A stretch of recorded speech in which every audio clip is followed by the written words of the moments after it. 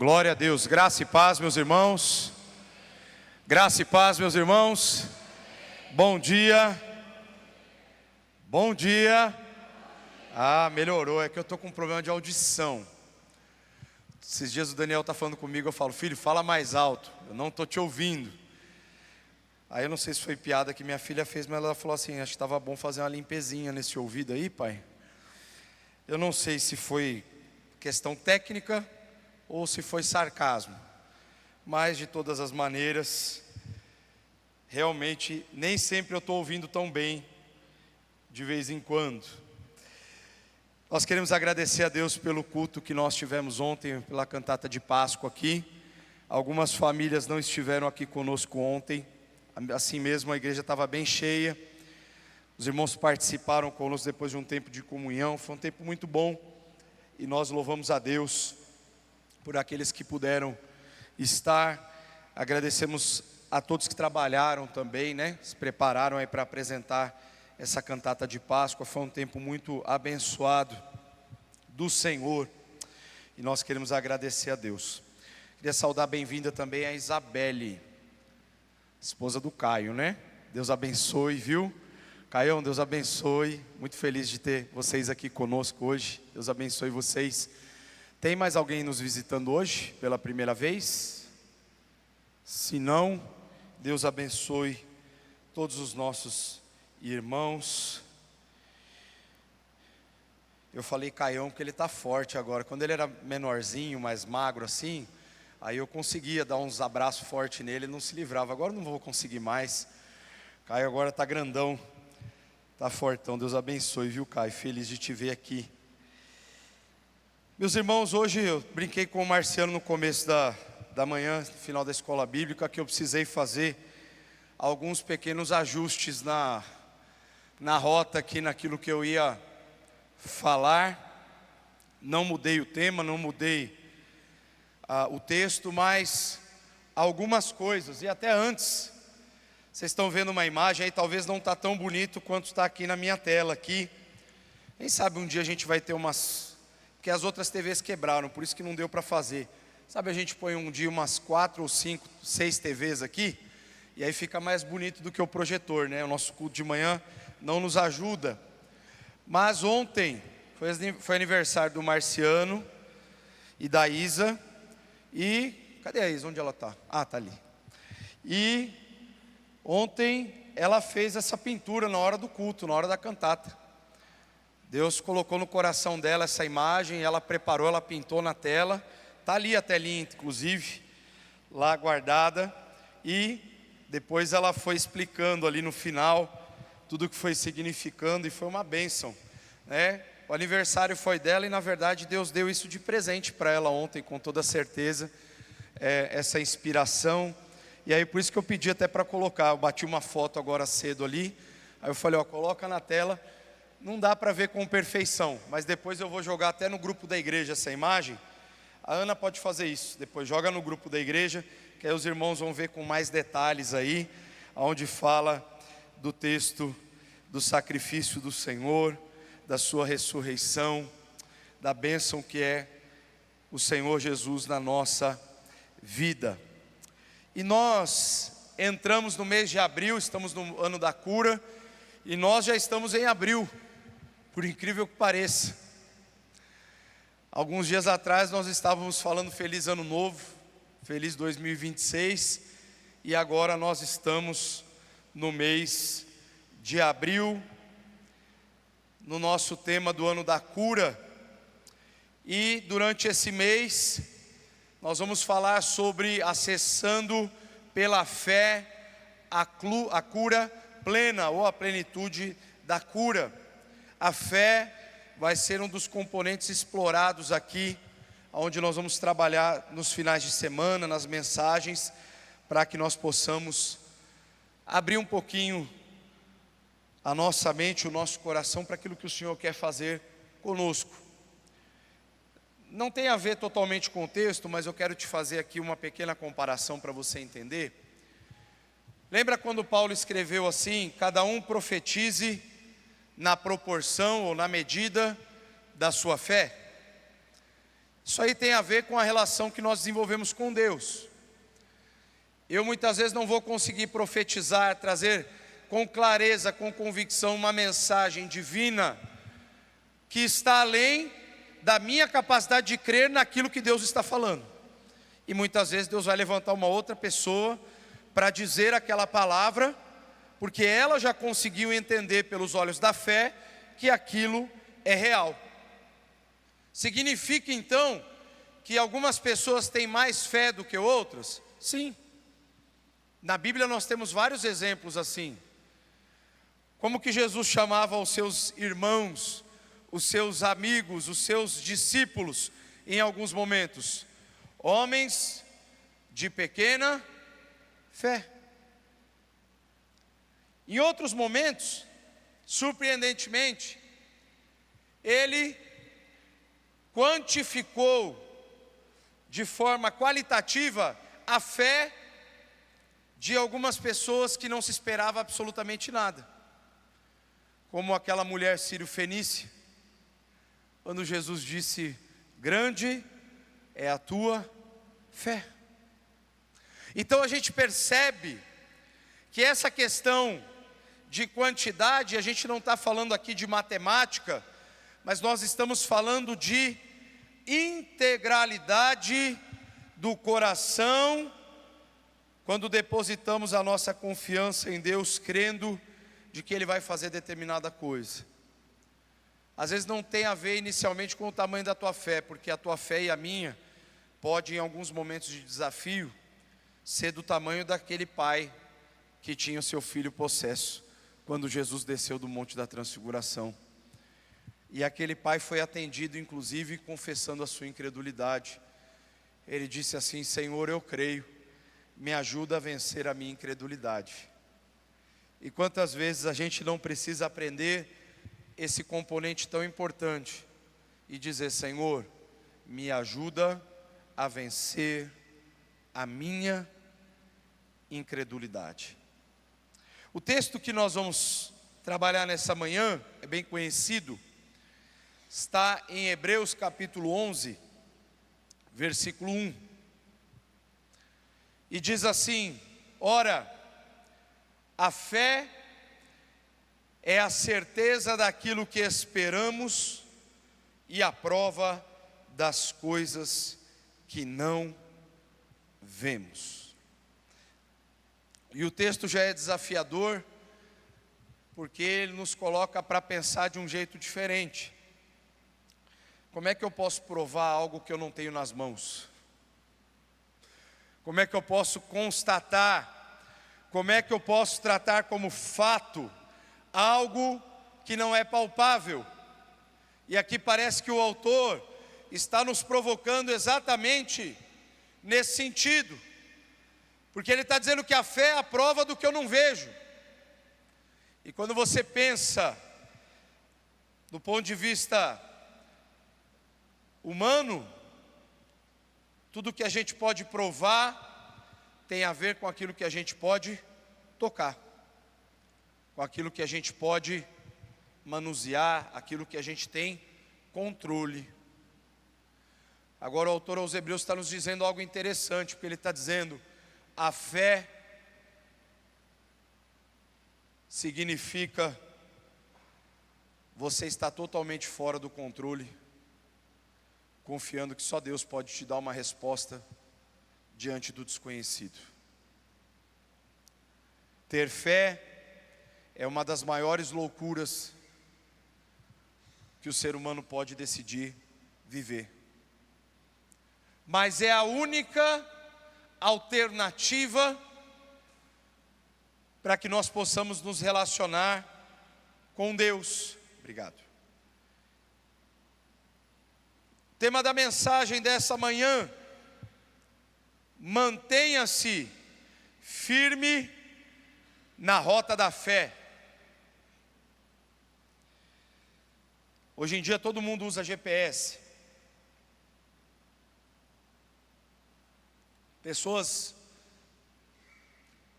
com um pouco mais de idade foram obrigadas a usar aquele aparelho de GPS pretinho, assim, que você colocava no painel do carro, e que era uma inovação, porque algumas pessoas como eu usaram por algum tempo, não foi pouco, o guia 4 rodas, que era a única forma possível de você viajar muitas vezes para alguns lugares e saber a estrada, o caminho.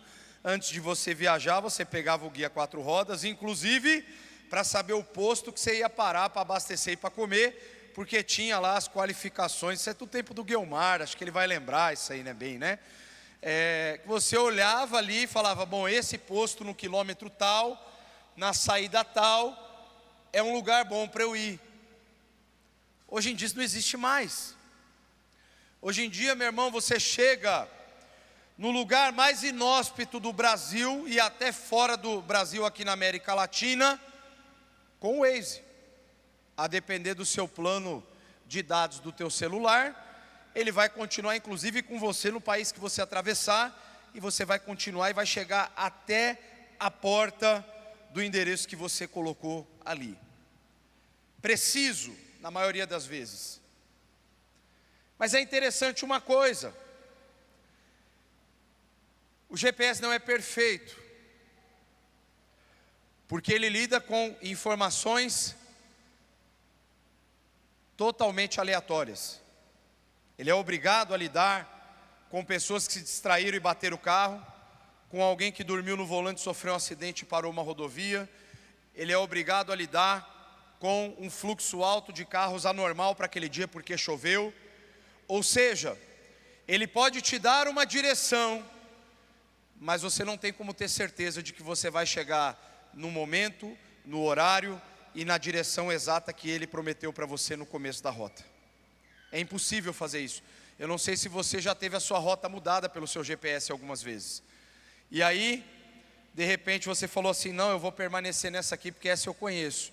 E na verdade ele estava te livrando de um congestionamento gigante lá na frente, mas você insistiu em permanecer. Ou às vezes ele não mudou e não te livrou dessa rota difícil, e você continua ali num tempo muito difícil. Eu estou fazendo aqui essa comparação para te dizer que a rota da fé, ela é diferente, porque você nunca sabe o destino do dia seguinte. Você nunca sabe para onde Deus vai querer te mandar amanhã. Você nunca sabe qual vai ser a direção que Ele vai dar para o teu coração, do que você vai precisar fazer nos próximos dias. Com o GPS você até programa melhores horários para sair. Você fala, bom, deixa eu ver aqui pelos cálculos dele nos últimos estatísticas, qual é o melhor horário, e quantas vezes eu já fiz isso. Qual o melhor horário para eu sair? Vou sair meia hora depois e vou ganhar 40 minutos lá na frente, porque não vou ficar parado. Vou fazer tal coisa. Só que quando a gente trata da nossa vida com Deus, da nossa relação com Deus, esse não é o caminho. Por quê? Porque essa relação, ela tem duas vertentes interessantes. Ela é totalmente certa de um lado e totalmente incerta do outro. Ela é totalmente certa do lado de Deus, porque Ele conhece tudo. E ela é totalmente incerta do nosso lado, porque nós não sabemos o que vai acontecer em seguida. E aí, como que a gente pode harmonizar isso? Como que dá para fazer dar certo uma relação de confiança, aonde eu não sei quais são os meus próximos passos? Por isso que eu te digo que se manter firme na rota da fé tem a ver com algumas ações extremamente importantes que a palavra de Deus vai nos trazer. Viver pela fé é um dos maiores desafios da nossa vida cristã. Fé é confiar em Deus mesmo quando os olhos naturais não conseguem ver, quando as circunstâncias parecem contrárias e quando a lógica humana não consegue explicar o agir divino. Ou seja, fé é um negócio que nunca vai ter razão de ser, explicação e sentido. E hoje em dia tem uma palavra que está muito na moda, você deve ouvir bastante. Isso faz muito sentido para mim. Já ouviram isso? Ou quando o cara quer te vender, isso aí até em técnica de vendas é ensinado. O cara chega para você e fala, isso faz sentido para você? Aí você vai falar, nossa, mas eu ouvi uma pessoa pregando outro dia me perguntando isso. Pois é, ela está tentando te vender uma ideia. Eu não estou dizendo que toda venda é ruim. Talvez ela está tentando te dizer uma coisa que é muito importante para ela e que ela quer que você entenda. Mas eu não quero mexer com isso, eu quero trazer para você um outro aspecto. A fé nunca vai fazer sentido. E por isso que talvez essa expressão dentro do contexto de fé é estranho. Porque fé não tem sentido nenhum. Fé não tem direção. Fé não tem explicação. Fé não tem razão. Fé não tem controle. Fé é você se lançar no escuro, acreditando que Deus vai estar lá embaixo para te segurar. Só que Ele não te disse que vai estar lá, Ele não te prometeu que vai te segurar, Ele só disse que você tem que confiar nele. Isso é fé.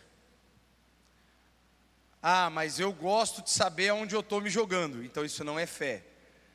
Isso é contenção de dano.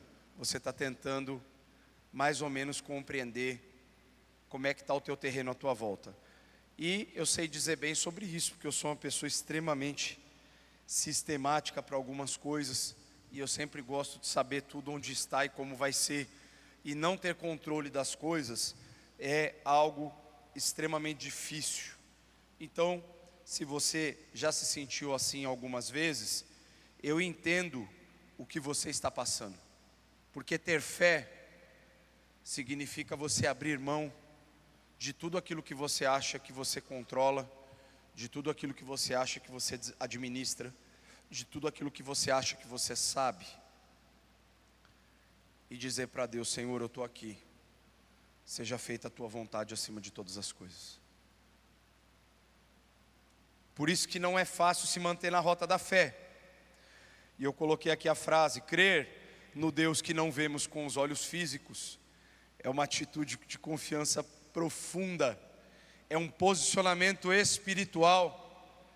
A fé nos mantém de pé, nos mantém no caminho e nos conduz até o cumprimento das promessas de Deus. O autor aos Hebreus, lá no mesmo capítulo 11, no versículo 6, ele vai dizer: ora, sem fé é impossível agradar a Deus. Não dá para agradar a Deus se você não crê. Se eu não creio.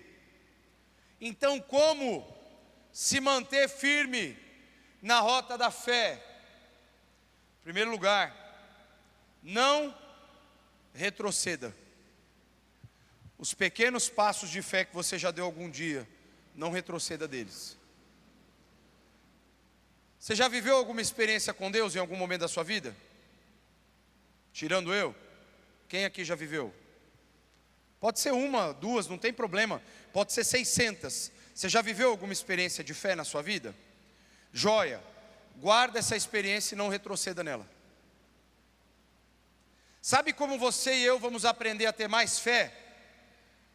Quando nós mantemos o nosso pé firme em cada uma das experiências de fé que o Senhor nos concedeu um dia. O que é não retroceder? O autor aos Hebreus, no capítulo 10, versículo 39, pertinho ali, você vai ver que está tudo dentro do mesmo contexto, ele está seguindo. A gente tem que se lembrar que os escritos bíblicos, que os originais, não tinham essa questão de capítulo e versículo, era tudo uma sequência. Então nós temos que entender que há um contexto daquilo que está sendo escrito, tem uma ideia que está sendo trabalhada por Deus ali para a sua igreja. E ali no versículo 39 que a gente consegue alcançar aqui de Hebreus 10 diz: nós, porém, não somos dos que retrocedem, e aqui está o alerta. Todo retrocesso nos leva para um caminho, para a perdição. Não há nenhum retrocesso benéfico para a minha ou para a sua fé. Todo retrocesso é destrutivo.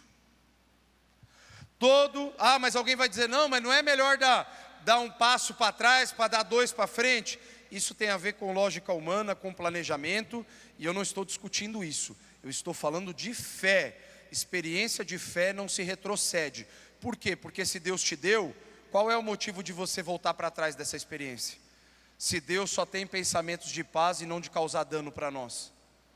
Então, se Ele te deu uma experiência de fé, por que você volta atrás nela?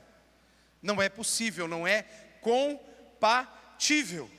Ou seja, a marca, olha aqui, eu vou continuar. Mas somos da fé para a preservação da alma. Olha aqui que ele faz agora uma divisão do texto. Se eu retrocedo, eu pereço. Se eu creio, eu persevero. A perseverança do cristão está aliada à sua capacidade de crer nas pequenas ou grandes experiências que o Senhor tem concedido para cada um de nós. A marca de quem pertence a Deus não é jamais o retrocesso, é a perseverança.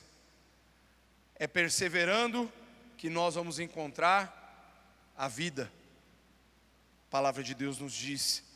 O cristão pode até enfrentar dias difíceis, momentos de dor, lutas e aparentes atrasos ou fracassos, mas sua identidade continua sendo essa: nós somos da fé. É estranho dizer isso, mas é verdade. Pode estar tudo dando errado aos teus olhos. Se você tem condição de olhar para o seu irmão, para o seu parente e dizer: nós somos da fé, significa dizer que apesar de tudo, você decidiu perseverar para preservar a sua alma. Ser da fé não tem a ver com ser da igreja, no sentido de frequentar um lugar. Tem a ver com o sentido de ser discípulo de Jesus Cristo. Você não é discípulo de Jesus só quando você está dentro do templo. Eu e você somos discípulos de Jesus em cada instante da nossa vida. Quando retrocedemos, cedemos ao medo, à incredulidade e ao desânimo, ao ponto que quando nós perseveramos, nós permanecermos firmes, continuando a confiar, mesmo sem entender todos os detalhes. Você já se viu numa situação assim? Você não tem explicação, mas você decidiu continuar crendo. Você não tem resposta do dia seguinte, mas você falou: eu vou continuar confiando. Quando nós decidimos crer, esse passo de fé muda todas as coisas.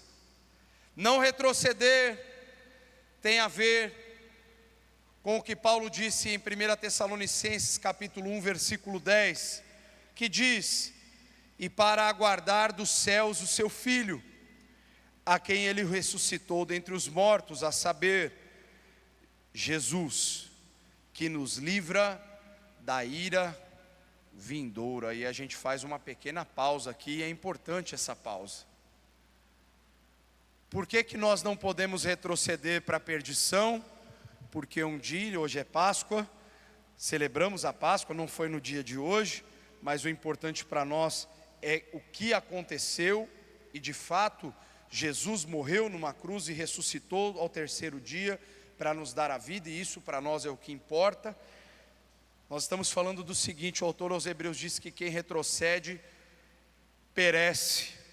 E aqui Paulo está dizendo aos Tessalonicenses que aguardar a vinda de Cristo, perseverar até que Cristo venha, tem a ver com o fato de sermos livrados ou livres da ira vindoura. Ou seja, não retroceder tem a ver com a nossa preservação eterna da nossa alma. Quando eu e vocês estamos perseverando, nós estamos permanecendo firmes contra o intento de Satanás, que é nos arrastar para o inferno junto com ele. Porque ele já sabe que para ele não tem jeito. A questão é, ele não sabe quem vai com ele ou quem não vai. Então todo dia ele está trabalhando para ver o máximo de pessoas que ele quer convidar para fazer parte da festinha com ele no final. Só que ele não dá muito detalhe dessa festa, e esse é o grande problema. E muita gente aceita essa festa pensando que vale a pena, mas o custo é muito alto, porque o custo é eterno. Não somos aniquilacionistas, nós não cremos que a alma vai ser destruída na condenação eterna. A Bíblia diz que a alma vai perecer eternamente daqueles que rejeitaram a Jesus Cristo. Ou seja, perseverar na fé não tem a ver com a circunstância de vida que você vive hoje, tem a ver com aquilo que te foi prometido um dia. Porque se o cristão, e a gente leu ontem o texto da ressurreição, aqui na cantata de Natal, 1 Coríntios capítulo 15, mais para frente, Paulo vai dizer lá, ele vai falar, olha, porque se a ressurreição não existe, a fé de vocês foi em vão. E aí vocês são as pessoas mais miseráveis desse mundo então, porque vocês estão perdendo tempo de vocês. Agora ele fala, mas Jesus ressuscitou de fato. E se a vida de vocês está voltada só para essas coisas da terra, vocês são as pessoas mais miseráveis. E aqui está um alerta da palavra de Deus. Se a minha perspectiva é só terrena, nós somos pessoas miseráveis. Porque eu estou perdendo o foco do que de fato Deus já preparou para mim na eternidade, e estou mais preocupado com aquilo que o mundo está me oferecendo agora. Por isso que não retroceder tem a ver com um crescimento, uma constante, aonde você não vai ser o gigante da fé do dia para a noite, nem eu, mas passo a passo nós vamos avançando para um crescimento, e aqui é nisso que Paulo vai chamar de desenvolver a nossa salvação. Tem a ver com o fato da gente amadurecer na fé, para a gente conseguir dia após dia avançar, crer em tudo aquilo que o Senhor já estabeleceu para cada um de nós. A fé também nos ensina a esperar. Não se trata de uma espera passiva, mas de uma esperança viva. Aquele que crê continua caminhando, continua obedecendo e continua aguardando o agir do Senhor. Eu vou fazer um pedido para alguém, se puder ligar esse climatizador aqui, lá dentro do almoxerifado. Você pode ir lá, Marciano, por favor? Que se não bater o vento aqui eu vou desmaiar, está quente aqui. Eu sei que para vocês não está fácil a vida também, mas ainda tem um vento quente batendo aqui. Aqui nenhum vento, nem quente está batendo. Só ligaram os daqui de dentro, não ligou esse. E eu acabei de ver aqui que eu olhei e eu vi que a hélice está paradinha assim, ó. Isso não é bom. Obrigado, Marciano. Segundo lugar, para se manter firme na rota da fé, não perca a direção. Primeiro, não retroceda. Segundo, não perca a direção. Hebreus capítulo 12, versículo de número 1. Portanto, também nós, visto que temos a rodear-nos tão grande nuvens de testemunhas, livremo-nos de todo o peso e do pecado que tão firmemente se apega a nós, e corramos com perseverança a carreira que nos está proposta, olhando firmemente para o autor e o consumador da fé, Jesus, o qual, em troca da alegria que lhe estava proposta, suportou a cruz, sem se importar com a vergonha, e agora está sentado à direita do trono de Deus. Ter fé significa enxergar o que você nunca pôde ver, o que você nunca conseguiu ver, porque só vai ser possível ver por conta da ação de Deus na sua vida. Não tem a ver com algo maravilhoso que você vai conseguir fazer, tem a ver com a sua entrega e o abrir de olhos que o Senhor vai fazer no teu coração e no meu, para que a gente possa crer. Aqui, nós estamos falando que a fé vai ajustar a nossa visão. Imagina o seguinte: você está lá com o seu grau todo desregulado, e alguém pede para você ler a letrinha que está ali, e você fala assim: eu não consigo ver. A fé é a lente que nos faz compreender tudo aquilo que Deus está nos dizendo. Quando você crê, a sua visão do mundo espiritual, ela é ajustada. Ou seja, o mundo, ele só vai te ensinar a ver e acreditar naquilo que você toca, para o imediato, para o agora. A fé bíblica, ela nos ensina a olhar para o eterno, para aquilo que Deus prometeu, para aquilo que ainda está sendo gerado no mundo espiritual. Não tem a ver com o que você está vendo agora, tem a ver com aquilo que já foi proposto por Jesus na cruz, quando Ele disse: eu vou preparar lugar, e quando eu voltar, eu busco vocês para levar para vocês aonde eu estiver, e aonde eu vou estar, vocês estarão comigo. Jesus fez uma promessa na cruz, Ele preparou o lugar para todos nós. Na cruz, Jesus preparou para todo aquele que nele crer a morada eterna. Olha só que interessante, muitas vezes, perder a direção começa onde? Você está dirigindo, como é que você perde a direção? E aí, para quem dirige? Não ouvi. Me ajuda aí, gente. Quando é que a gente perde a direção? Quando você para de olhar para frente. Não é isso? Alguém consegue dirigir? Consegue, eu já vi isso acontecer. É terrível e angustiante. Aí tem gente que conversa e vai olhando para o lado assim, vai dirigindo e olhando para o lado, e dá medo. Eu já fiz isso também, não poucas vezes. Então eu sei que não é fácil, mas eu quero te dar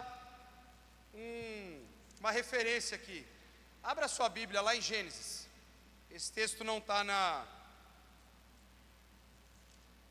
no slide.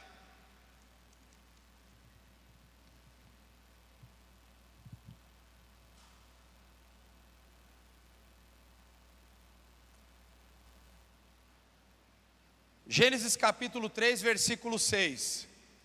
Eva estava conduzindo o caminhãozinho das frutas no jardim, ela estava colhendo lá para levar para casa. E aí começou a rolar uma conversa estranha com uma serpente que tinha perninhas e falava. Mas qual que é o grande negócio aqui? O que começa a dizer no texto de Gênesis 6 aqui? Está na tela aí, fica mais fácil. O que está escrito aqui? Qual que é o verbo? Gênesis 3, perdão. Vendo a mulher que a árvore era boa para se comer e agradável aos olhos, e árvore desejável para dar entendimento, tomou o seu fruto e comeu. Quando Eva parou de olhar para todas as demais árvores e olhou para a única que Deus tinha dito que não deveria se olhar, perdeu o foco, perdeu a presença no jardim, perdeu tudo. Perder a direção começa nos olhos. E alguém vai dizer assim: o que tem a ver, para onde você olha? Jesus disse alguma coisa interessante, Ele disse: mas se os seus olhos forem bons. Mas Ele também faz um outro alerta, Ele diz: mas se os seus olhos forem maus. Então espera lá. Quer dizer que então os meus olhos podem me levar para direções perigosas? Sim. Para que serve uma lâmpada se eu não tenho olhos para enxergar? O salmista diz: lâmpada para os meus pés é a tua palavra, luz que ilumina o meu caminho. Se eu não tenho olhos para enxergar, a luz é indiferente. Agora, quando eu tenho olhos para ver e não há luz para iluminar, o caminho vai ser de erro.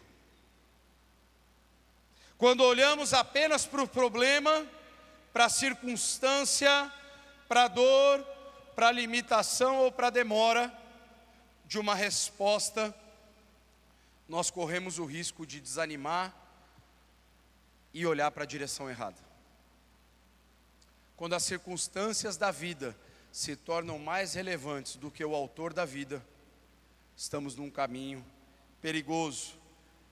Porém, quando levantamos os olhos e olhamos para o que Deus está fazendo, ainda que invisíveis aos olhos naturais, a gente vai permanecer na rota certa. Quero te dizer uma coisa: tem muita situação na minha vida e na sua vida que não vai ter explicação, que não vai ter lógica, que não vai fazer sentido, e talvez nunca vai ter. Teve um cara que buscou sentido nas coisas e quase enlouqueceu. Esse cara se chamava Salomão.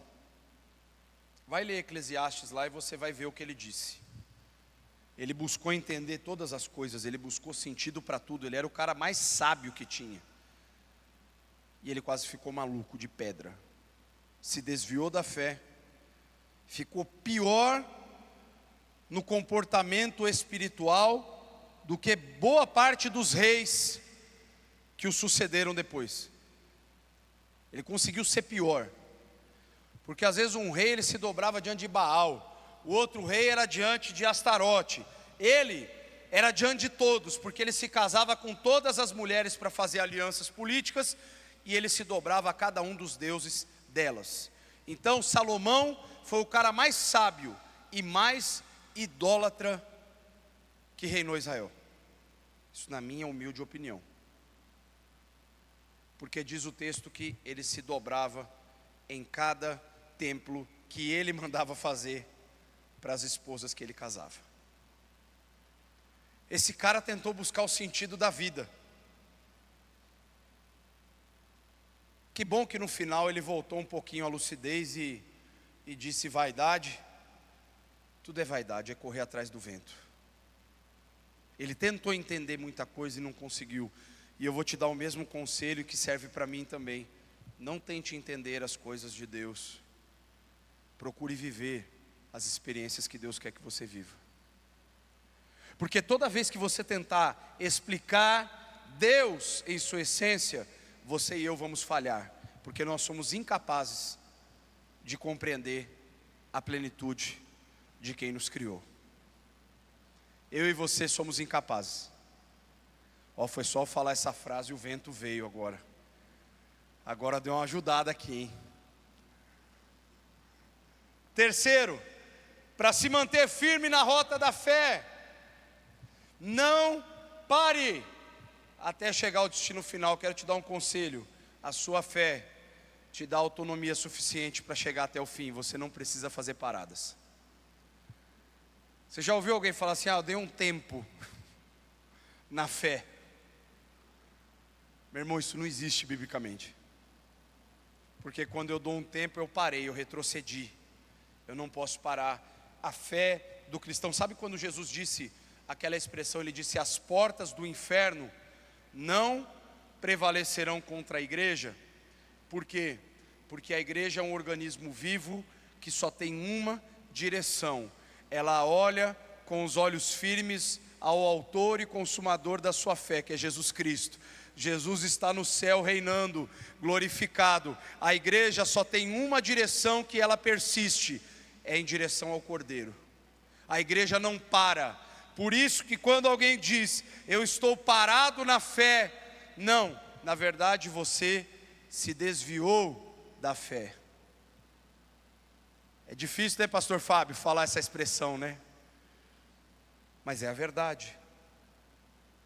Porque o que é se desviar?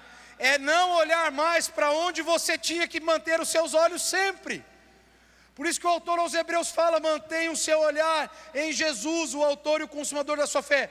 Toda vez que eu ou você paramos de olhar para o Cristo e começamos a olhar para outras direções, nós nos desviamos da nossa fé, da fé genuína. O pessoal usava antigamente uma expressão: fulano está desviado. Mas está desviado do quê? E normalmente as pessoas falavam assim: ele não vai mais na igreja. Essa expressão nunca teve a ver com o local que você frequenta. Ela tinha a ver com o Deus que você serve. Porque quando você se desvia da fé em Cristo, do Cristo que um dia te restaurou, do Cristo que um dia te salvou, do Cristo que um dia te perdoou, do Cristo que um dia recomeçou todas as coisas da sua vida. Então, se desviar da fé é deixar de olhar para o autor e consumador da tua fé, porque outra coisa se tornou mais importante na tua vida. E isso aconteceu com vários personagens bíblicos. O apóstolo Paulo disse: porque Demas, amando o presente século, nos deixou.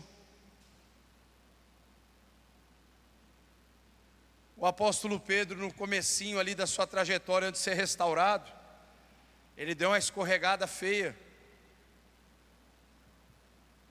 Ele disse que nunca tinha andado e não conhecia aquele homem da quem eles estavam falando. Ele negou a sua fé. Ele nem desviou o olhar, ele disse que nunca conheceu. Tem gente, outro dia um pastor estava lá no embate teológico comigo, porque eu disse para ele: para mim o pecado de Pedro foi tão grave quanto o de Judas. E ele quase caiu igual a dona Belinha. Lembra da escolinha do professor Raimundo? Isso aí os mais velhos entenderão. Era uma senhorinha que ele falava um negócio e ela caía para trás e gritava: ah! Esse pastor parecia a dona Belinha a hora que eu falei isso. Mas para mim, aquele que nega a fé não é muito diferente daquele que vendeu o seu amigo por dinheiro. Porque um só disse: eu gosto de dinheiro. O outro disse: eu sou um covarde, eu nunca andei com essa pessoa. É uma percepção minha, ninguém é obrigado a concordar comigo. Mas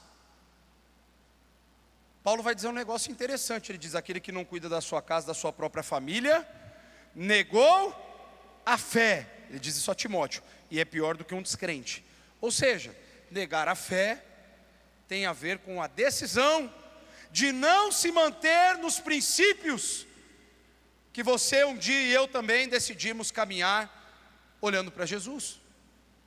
Negar a fé significa conhecer o princípio e dizer: não quero viver por ele.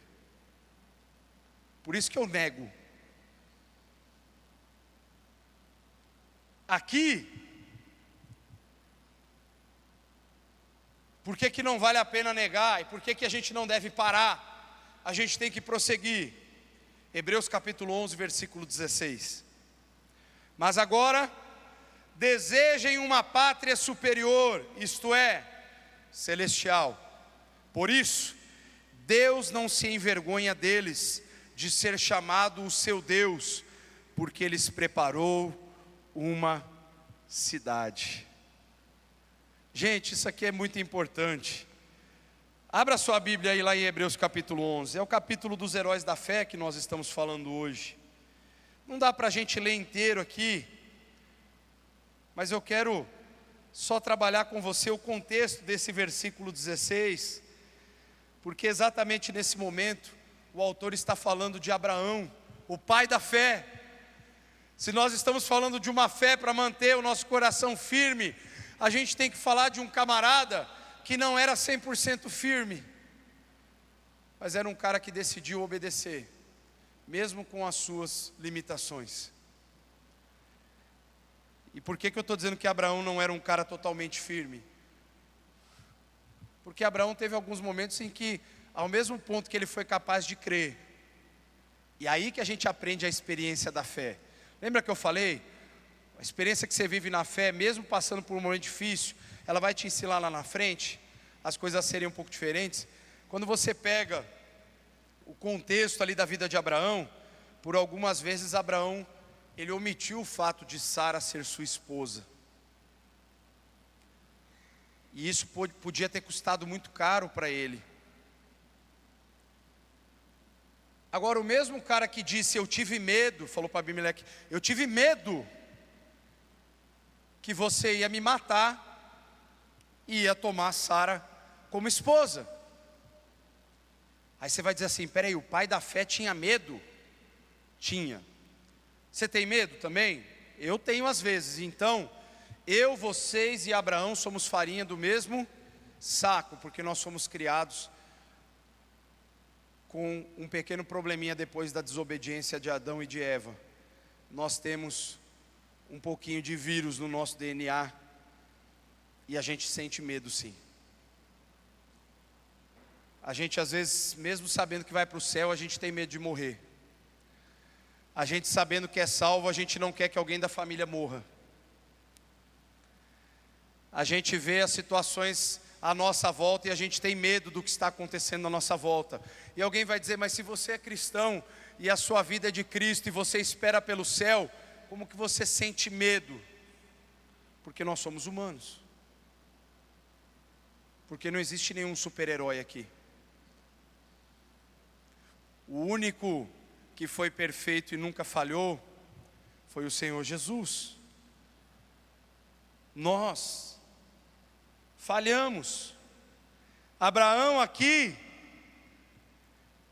e é interessante que o texto vai dizer no versículo 11, no versículo 12 de Hebreus 11, por isso também de um só homem praticamente morto, saiu uma posteridade tão numerosa como as estrelas do céu e inumerável como a areia que está na praia do mar.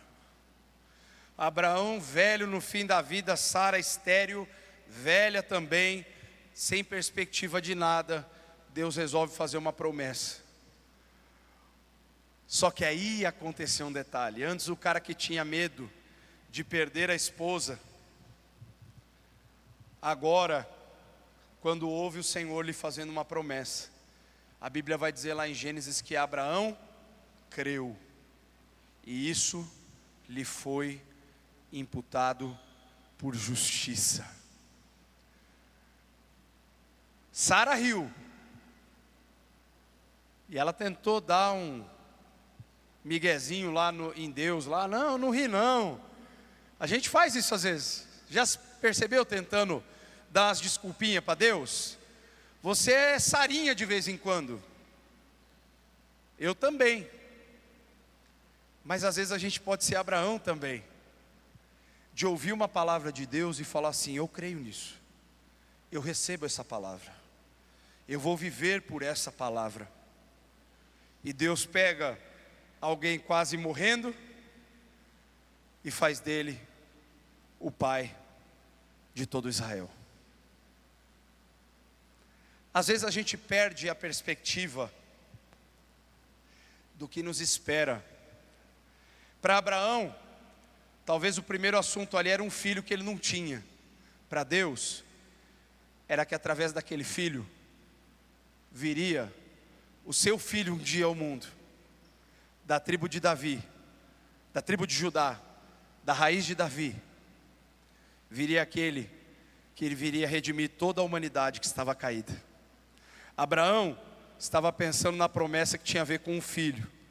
Deus estava usando essa promessa para um dia enviar o seu filho ao mundo para morrer pelos meus e pelos teus pecados e para ressuscitar dos mortos ao terceiro dia, porque Ele nos preparou um lugar eterno.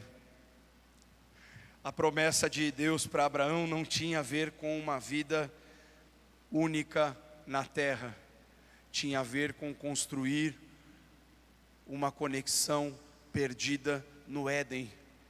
Deus estava, através de Abraão, providenciando a promessa que tinha sido feita lá em Gênesis 3, que da descendência da mulher viria aquele que pisaria a cabeça da serpente.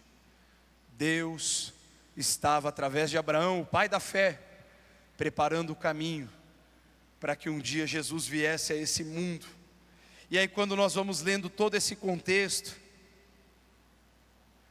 Abraão não tinha perspectiva de nada. Ele saiu de uma terra idólatra, saiu de um lugar, de um pai, de uma família que não seguia Deus.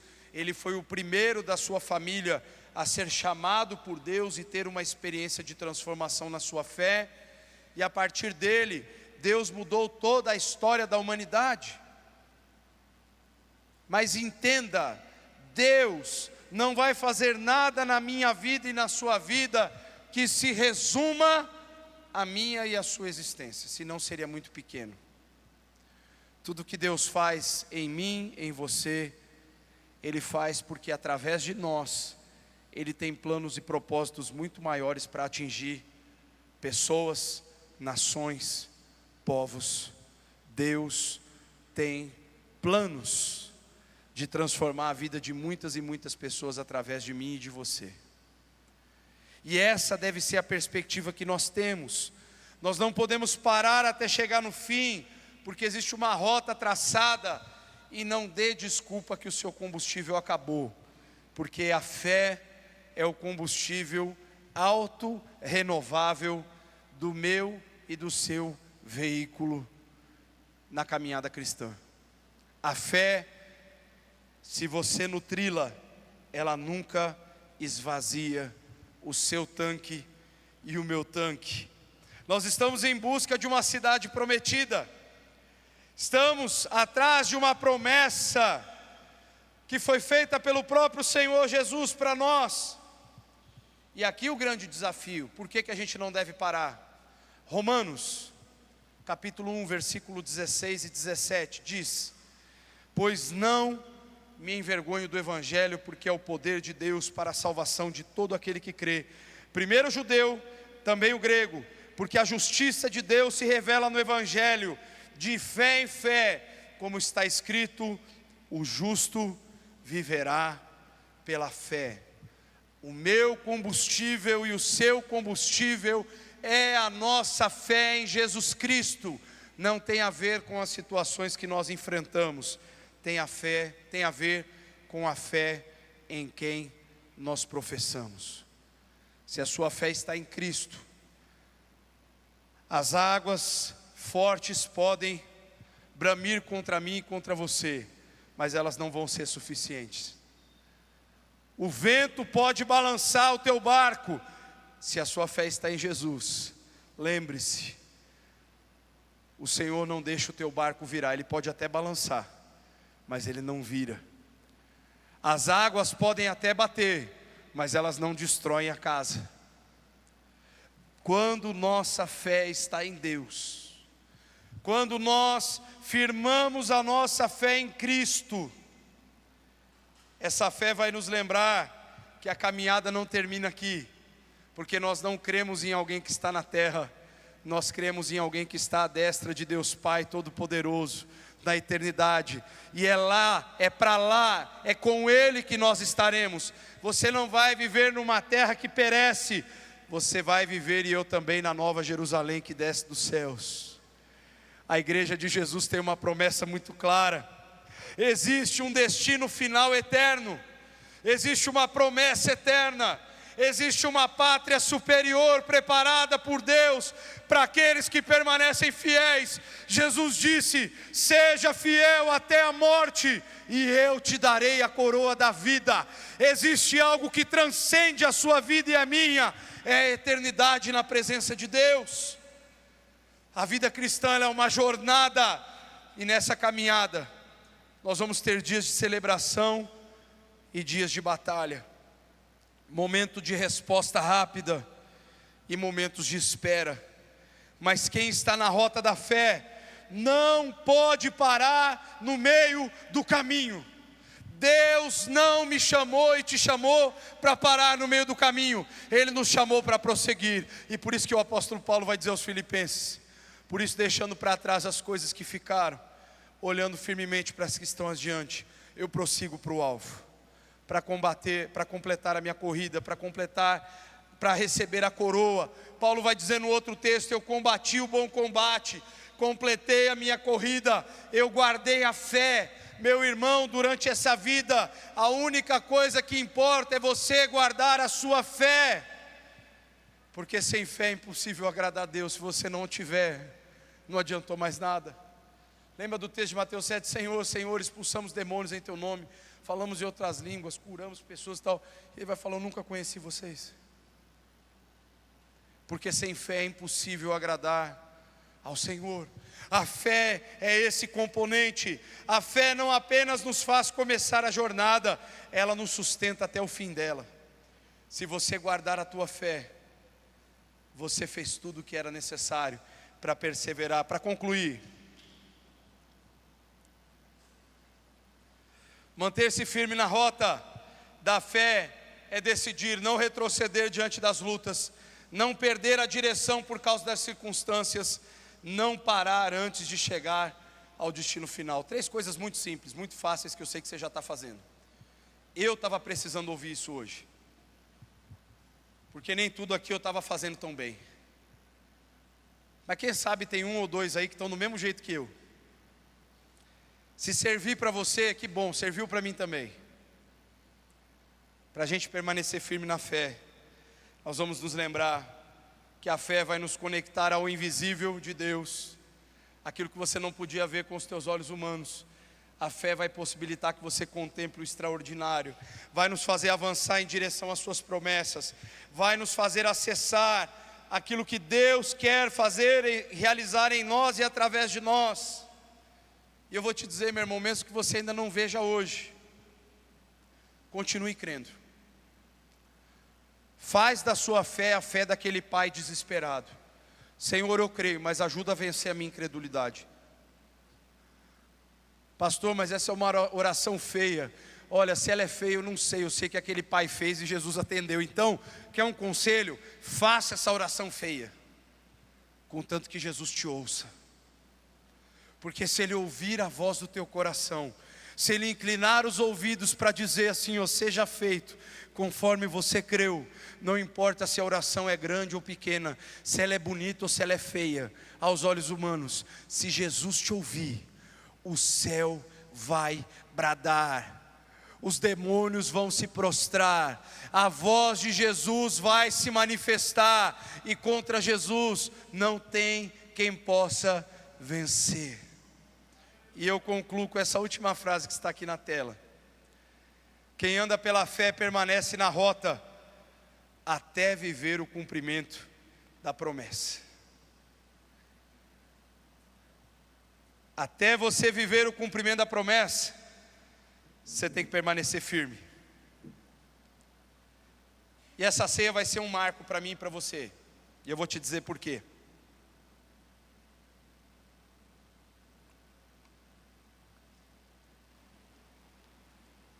Porque eu estou entendendo em Deus que Ele está nos trazendo um grande desafio a nós rompermos em fé, a nós vivermos uma fé simples, genuína, firme, que vai nos ajudar a permanecer até o final.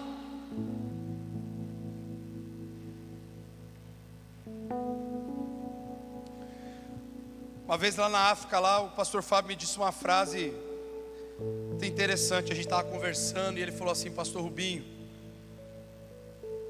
a grande missão de um pastor é conduzir o rebanho até o fim, para se apresentar diante de Cristo. Foi mais ou menos assim que o Fábio falou. Um dia ele pode falar essa frase mais bonitinha, que não tem problema. Mas o cerne é que o que Deus espera da sua igreja é que ela conserve a sua fé. Porque a gente pode ter tudo, a gente pode ter uma baita estrutura aqui, a gente pode ter dinheiro, a gente pode botar ar-condicionado, melhorar o projetor, botar um forro, a gente pode fazer um monte de coisa. E eu não estou dizendo que a gente não deva fazer isso, mas a gente pode ter tudo isso e não ter o que mais importa. Se nós perdermos a fé, a gente corre o risco de dizer: olha, nós temos tudo. E um dia pode ser que Jesus diga para nós: vocês são pobres, cegos e estão nus. Eu recomendo que vocês comprem colírios para os seus olhos. Comprem vestes para usar. E um ouro que não perece.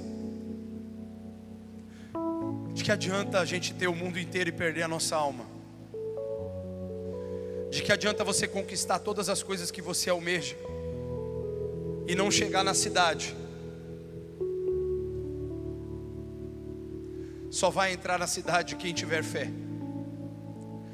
Só vai receber as boas-vindas do Cordeiro quem guardou a sua fé. E eu quero orar junto com você nessa manhã. Eu quero dizer para você, olha, você tem uma oportunidade tão linda nessa manhã. E não é para mim que você vai fazer isso, porque eu também preciso fazer isso. É a gente dizer junto para Deus: Deus, me ajuda a guardar minha fé. Me ajuda a perseverar. Me ajuda a manter a direção certa do meu caminho. Me ajuda a esperar pelas promessas do Senhor do alto. Me ajuda.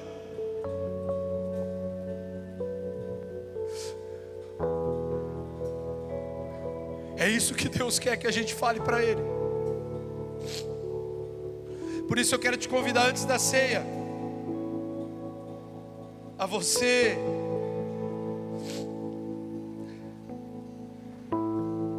falar isso para Deus. Fala do seu jeito aí. Deus conhece a maneira como Ele se relaciona com você. Ele conhece também como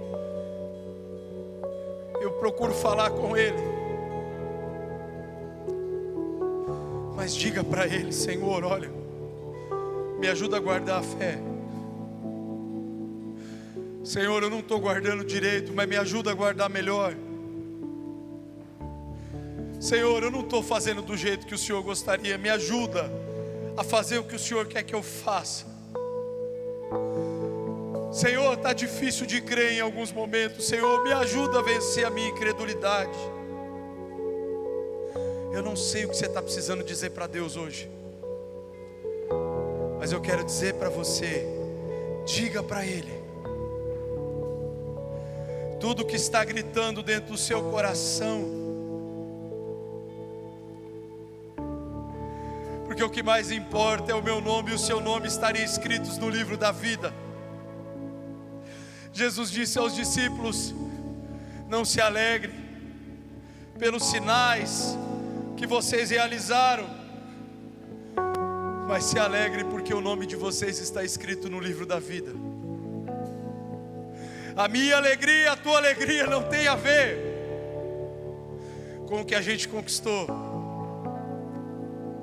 Ela tem a ver com o que Cristo já conquistou na cruz por mim e por você.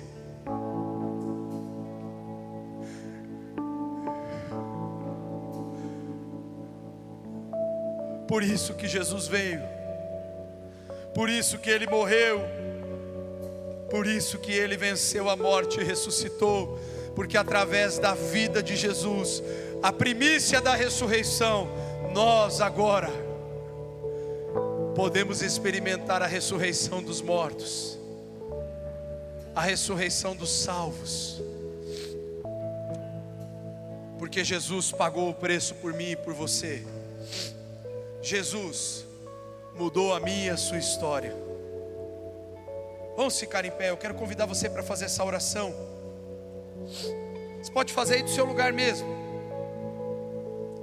Você pode falar, você pode fazer ela em pensamento. É você e Deus. Porque às vezes você não quer dizer alguma coisa que teu coração ali está para ninguém ouvir. Diga para Deus. Até porque a Bíblia diz que antes que a palavra chegue aos teus lábios, o Senhor já conhece. Diga para Ele nesse momento palavras que venham trazer cura para você. Creia para ser curado. Manifeste a sua fé para receber a cura do Senhor nessa manhã sobre a tua vida. Senhor nosso Deus, quero pedir nessa hora que o Senhor estenda as tuas mãos sobre a minha vida e sobre a vida dos meus irmãos. Senhor Deus, seja feita a tua vontade em nós. Hoje, Senhor, quando nós comemos o pão e bebemos o cálice, nós dizemos obrigado, Senhor, porque o Senhor um dia nos proporcionou o caminho da fé. O Senhor nos deu a oportunidade de trilharmos uma vida pela fé, olhando para o Senhor, o autor e o consumador da nossa fé. Obrigado, Senhor, por essa oportunidade. Visita os meus irmãos, as minhas irmãs, visita cada família aqui. Eu não sei o que cada um precisa nessa manhã, mas eu sei que o Senhor está fazendo queimar no coração de cada um a tua graça, o teu amor, o teu cuidado. É dia de renovo hoje, eu creio nisso. Eu sei que o Senhor vai fazer queimar no coração mais uma vez aquilo que estava apagado, aquilo que estava triste, perdido. Eu sei que nessa manhã vai ser encontrado, vai ser achado. E como a parábola das dracmas, vai haver uma festa. Porque quem acha que se perdeu, chama os amigos e diz: veja, eu encontrei o que estava perdido. E você, meu irmão, minha irmã, em nome de Jesus, vai encontrar isso nessa manhã, eu creio. E você vai celebrar essa restauração do Senhor. Por isso, Pai, manifesta o teu querer sobre a minha vida e sobre a vida dos meus irmãos. Seja feita a tua vontade acima de tudo, em nome de Jesus. Em nome de Jesus. Assim, em pé, eu chamo os irmãos que vão servir a ceia conosco nessa manhã. Paulo nos escreve em 1 Coríntios capítulo de número 11.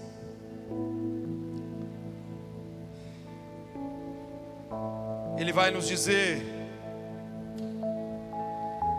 porque eu recebi do Senhor o que também lhes entreguei, que o Senhor Jesus, na noite em que foi traído, pegou um pão, tendo dado graças, partiu e disse: isso é o meu corpo, que é dado por vocês, façam isso em memória de mim. Do mesmo modo, depois da ceia, ele pegou o cálice, dizendo: este cálice é a nova aliança no meu sangue. Façam isso todas as vezes que o beberem, em memória de mim. Porque todas as vezes que comerem esse pão e beberem desse cálice, vocês anunciam a morte do Senhor até que Ele venha. Meu irmão, minha irmã, hoje é tempo de você celebrar a fé no Senhor. O sangue de Jesus que te purifica de todo pecado proporcionou que você e eu pudéssemos crer no Senhor. Agora nós podemos celebrar ao Senhor, nós podemos adorar ao Senhor por quem Ele é e por aquilo que Ele fez na cruz por mim e por você. Então adore ao Senhor. Venha buscar o pão e o cálice, grato, porque o corpo de Jesus foi entregue numa cruz por mim e por você. O sangue de Jesus foi derramado naquela cruz pelos meus pecados e os teus pecados. Então quando você for cear, agradeça, porque esse sacrifício mudou toda a nossa história. Em nome de Jesus, pode vir buscar o cálice e nós vamos adorar ao Senhor.